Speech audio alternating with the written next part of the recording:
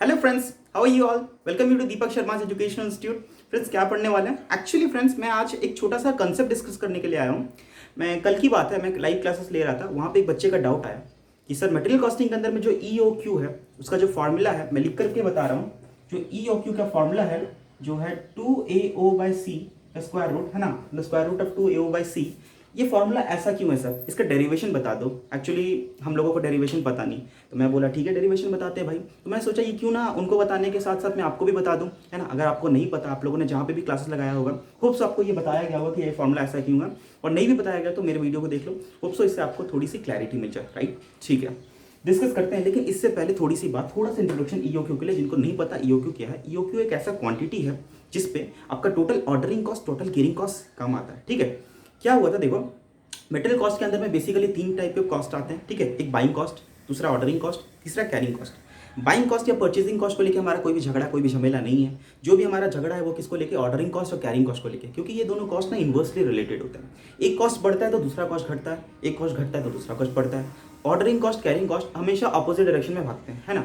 तो क्या होता था ना, जब भी हम लोग मतलब क्वांटिटी ऑर्डर करने के लिए जाते थे तो कभी ऑर्डरिंग कॉस्ट बढ़ जाता था, कभी कैरिंग कॉस्ट बढ़ जाता था। तो ईओक्यू की पढ़ाई को डेवलप करना पड़ा, इंट्रोड्यूस करना पड़ा। उससे क्या हुआ, ईओक्यू ने बोला कि मैं एक ऐसा फॉर्मूला दे रहा हूँ, उस फॉर्मूले को अप्लाई करो, यूटिलाइज करो। उससे तुमको एक क्वांटिटी का पता चलेगा। तुम जब भी ऑर्डर करना सप्लायर के पास में, इसी क्वांटिटी के लिए ऑर्डर प्लेस करना।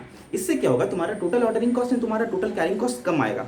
ठीक है, मैंने बोला भाई बढ़िया बात है, अगर मेरा total ordering cost, carrying cost अगर कम आ जाता है तो बढ़िया बात है। लेकिन यहाँ पे आप लोगों ने देखा होगा, कभी अगर आप लोगों ने टोटल मटेरियल कॉस्ट का अगर शीट बनाया होगा, स्टेटमेंट बनाया होगा, है ना, मतलब मटेरियल कॉस्ट पूरा अगर पूरे साल भर का कैलकुलेट करो तो तुम्हारा टोटल बाइंग कॉस्ट आएगा, ऑर्डरिंग कॉस्ट आएगा, टोटल कैरिंग कॉस्ट आएगा। तो कई बार तुम लोगों ने देखा होगा, कई बार नहीं 99% टाइम में तुम लोगों ने देखा होगा, अगर तुम लोग ईओक्यू पे क्वांटिटी पे अगर तुम लोग ऑर्डर करते हो, प्लेस करते हो, तो तुम्हारा साल भर में जो तुम्हारा ऑर्डरिंग कॉस्ट, कैरिंग कॉस्ट आता है ना, वो मिनिमम तो आ ही रहा है, प्लस वो सेम भी आता है, इक्वल आ जाता है। वो इक्वल क्यों आता है वो आज मैं डिस्क्लोज करूंगा यहाँ पे। ठीक है, वो इसी फॉर्मूले से हम लोग समझेंगे कि वहाँ पे ऑर्डरिंग कॉस्ट, कैरिंग कॉस्ट हमेशा सेम क्यों आ जाता है। तुम्हारे साल भर का टोटल ऑर्डरिंग कॉस्ट, साल भर का टोटल कैरिंग कॉस्ट अगर तुम लोग देखो तो ऑर्डरिंग कॉस्ट, कैरिंग कॉस्ट हमेशा सेम क्यों आता है। ठीक है, वो भी हम लोग जानेंगे। पहले इसके डेरिवेशन की तरफ चलते हैं। देखो क्या हो रहा है, हमारा फॉर्मूला है EOQ का 2AO/C, where A stands for annual consumption.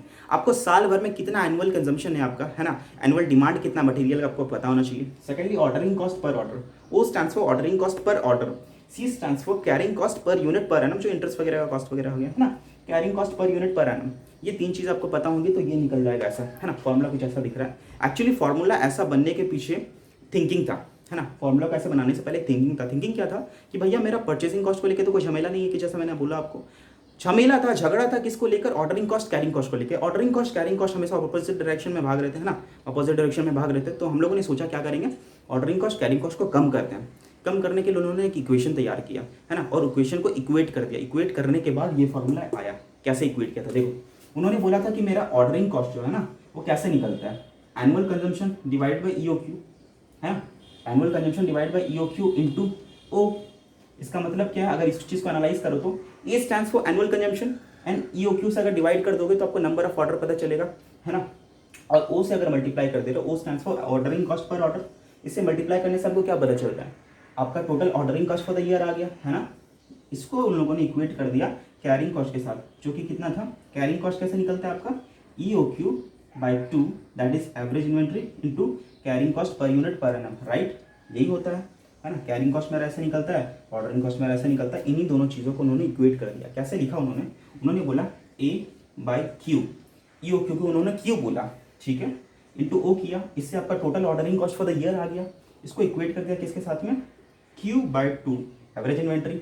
EOQ को उन्होंने Q बोला, Q/2 कर देने से एवरेज इन्वेंट्री आ गया, इंटू C लिखा उन्होंने, जो कि होता है कैरिंग कॉस्ट पर यूनिट पर ऑर्डर। इन दोनों चीज़ को इक्वेट करने के बाद में क्या आ गया, ये 2 ऊपर चले गया, है ना, क्रॉस मल्टीप्लाई होकर फॉर्मूला कुछ ऐसा बना, 2 इंटू A इंटू O, और ये C आ गया नीचे, तो कुछ ऐसा बन गया, स्टैंड्स फॉर Q स्क्वायर हो गया, है ना, Q स्क्वायर हो गया मल्टीप्लाई होने के कारण में। तो उन्होंने बोला where Q square is equal to 2AO/C, therefore Q equal to 2AO/C का रूट।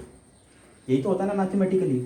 बस क्यों यहाँ पे हम लोगों ने किस चीज़ को पकड़ा था, Q डिनोट्स हियर EOQ, तो EOQ का फॉर्मूला ऐसा बन गया। यही तो उसका डेरिवेशन है। ठीक है, आई होप आप लोगों ने कहीं ना कहीं पढ़ा होगा। ठीक है। और आज आपको क्लैरिटी मिल गई होगी कि भैया हमारा जो ई ओ क्यू का जो फार्मूला है 2AO/C उसका डेरिवेशन कैसा है ना। कुछ लोग C को I भी बोलते हैं, इंटरेस्ट कॉस्ट, ठीक है। ओवरऑल ये यही कॉन्सेप्ट है, बैकग्राउंड में यही चलता है हमारा, ठीक है। तो आप इस चीज़ को समझ लीजिए। और मैं अभी बताता हूँ आपको कि तुम्हारा ordering cost carrying cost same क्यों आता है, ठीक है। इस चीज़ को आप लोग नोट कर सकते हो।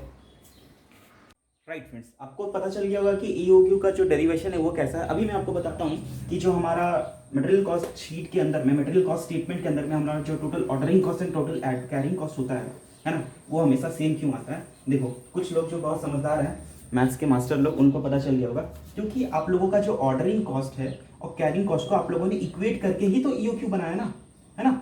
इन दोनों को इक्वेट करके ही तो EOQ बनाया ना। तो EOQ क्वांटिटी पे जो EOQ की मदद से जो क्वांटिटी पता चल रहा है, उस क्वांटिटी को ऑर्डर करने से आपका ऑर्डरिंग कॉस्ट कैरिंग कॉस्ट हमेशा सेम आ जाता है, ठीक है। क्योंकि ultimately ordering cost carrying cost को कम करने के लिए आप लोगों ने इन दोनों इक्वेशन को इक्वेट किया था। इन दोनों इक्वेशन को इक्वेट करने के कारण ही EOQ बना। इसीलिए EOQ क्वांटिटी पे ही जब आप ऑर्डर करते हो, आपका ऑर्डरिंग कॉस्ट कैरिंग कॉस्ट कम तो आता है, जो कि हमारा ऑब्जेक्टिव था, और वो सेम भी आता है, राइट।